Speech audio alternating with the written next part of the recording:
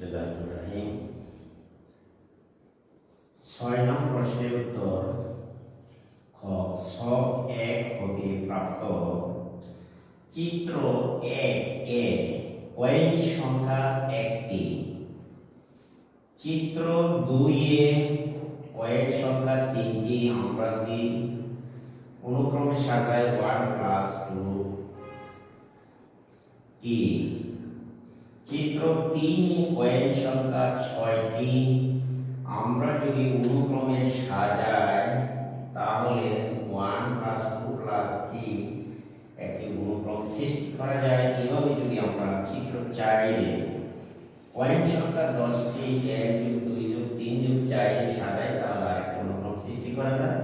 তদ্রূপ যদি চিত্র n-তম পদ চিত্রে তাহলে n-তম পদ চিত্রে কয়েন সংখ্যা হবে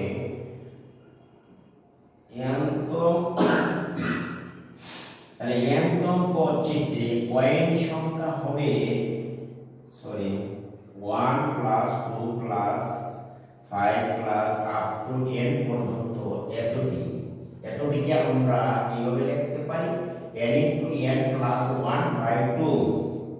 অর্থাৎ n-তম চিত্রে কয়েন সংখ্যা হবে n সংখ্যক স্বাভাবিক সংখ্যার সমষ্টি সমান হবে n * n +/2 ইত্যাদি।